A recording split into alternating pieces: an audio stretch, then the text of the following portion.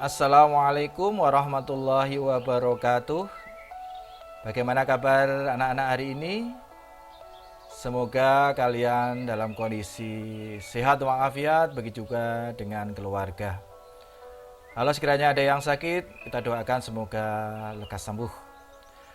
Baiklah anak-anak, pada kesempatan kali ini Pak Tony akan menyampaikan materi tema 2 muatan IPS dengan judul jenis-jenis usaha perekonomian masyarakat.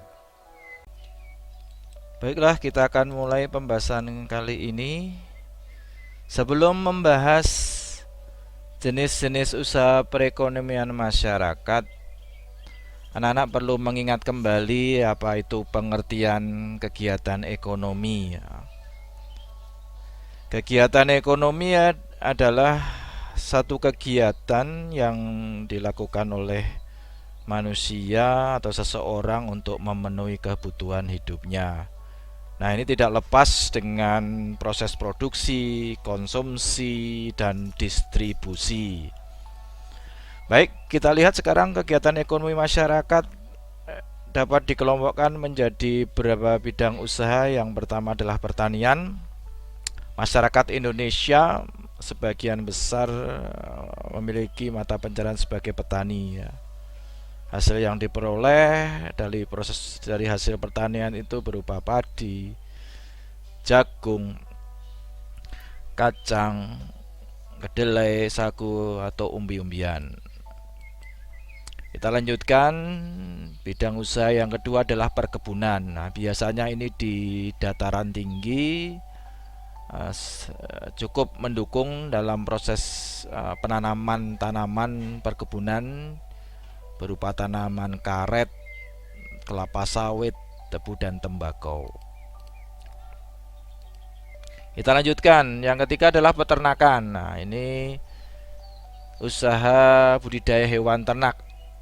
Bisa dibagi menjadi beberapa peternak hewan besar. Ini contohnya sapi dan kuda. Peternak hewan kecil seperti kambing dan domba, dan peternak unggas, ayam, itik, dan burung. Nah, ini sebagian masyarakat kita juga melakukan usaha budaya tersebut ya. Selanjutnya usaha bidang perikanan. Ini bisa dibedakan menjadi perikanan darat. Ini biasa dibudidayakan di kolam, waduk, sungai, atau tambak. Contoh jenis ikan yang diusahakan seperti ikan mas, lele, nila, dan belut. Kemudian perikanan laut, ini budidayanya di laut ya, seperti jenis ikan tongkol, kakap, tuna, dan sebagainya. Baik, selanjutnya adalah bidang perdagangan.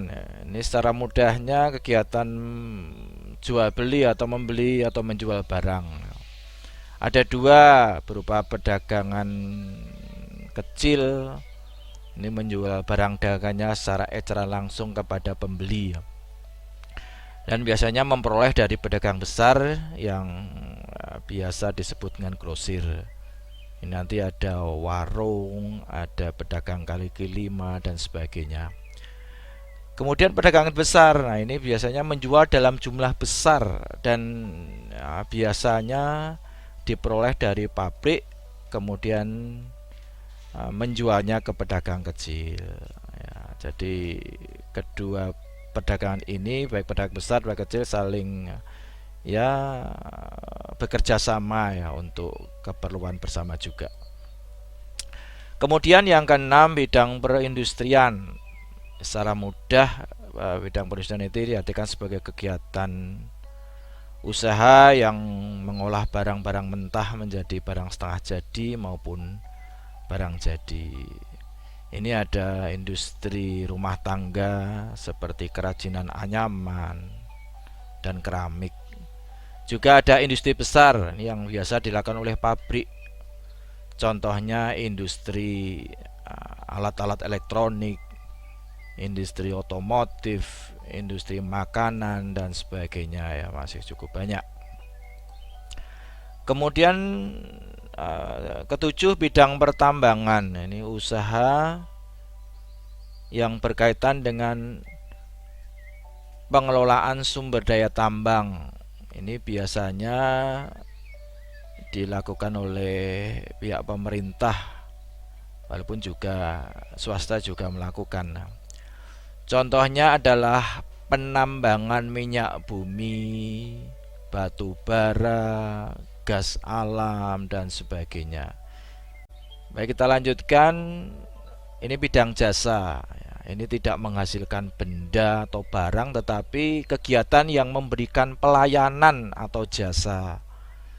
Contohnya, seorang guru memberikan jasa mengajar kepada siswa, dokter melayani pasien, sopir bus mengantar penumpang ke suatu tujuan, misalnya ke tempat wisata, termasuk juga tukang tambal ban ya, ketika ada seorang yang naik kendaraan atau sepeda bannya bocor, nah itu nanti akan memberi seorang tambal ban yang memberikan jasa untuk menambal ban kendaraan atau sepeda tersebut ya. Nah, itu beberapa hal anak-anak berkaitan dengan usaha-usaha bidang ekonomi yang dilakukan masyarakat. Semoga penjelasan yang singkat ini memberikan manfaat dan pemahaman kepada anak-anak semuanya. Terima kasih. Assalamualaikum warahmatullahi wabarakatuh.